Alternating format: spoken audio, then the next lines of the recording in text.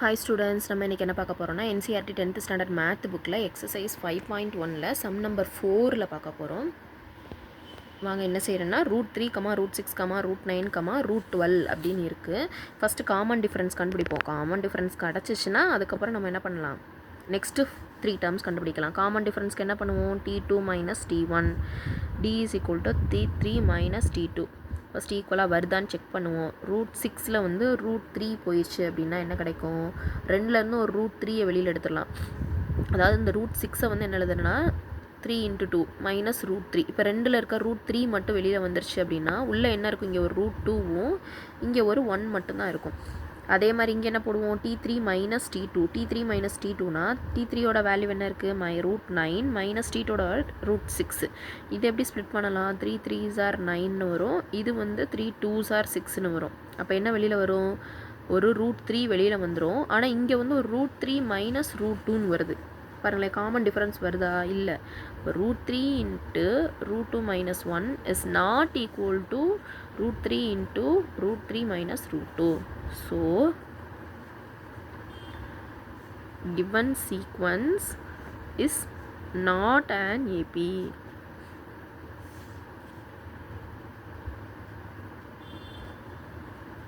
அதுக்கடுத்து என்ன பண்ணணும், 1², 3², 5², 7².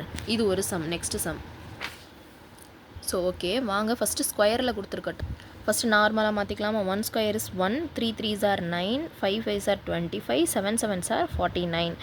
ஓகேவா. இப்போ வந்து இதில் என்ன கண்டுபிடிக்கலாம், D common difference கண்டுபிடிக்கலாமா. T2 - T1 என்ன கிடைக்கும், 9 - 1 = 8ன்னு கிடைக்கும். அடுத்த டி கண்டுபிடிச்சோம்னா என்ன கிடைக்கும், T3 - T2. T3 வந்து என்ன, 25 - 9 என்ன கிடைக்கும், 16 அப்படின்னு கிடைக்கிது. அப்போ 8 is not equal to 16. So the given sequence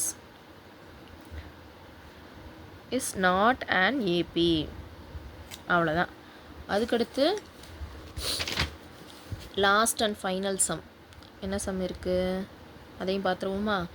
1², 5², 7², 73. Okay, வாங்க எப்படி செய்கிறதுன்னு பார்க்கலாம். சொல்யூஷனில் 1² என்ன கிடைக்கும், 1. 5² என்ன கிடைக்கும், 25. 7² என்ன கிடைக்கும், 49. அதுக்கடுத்து 73.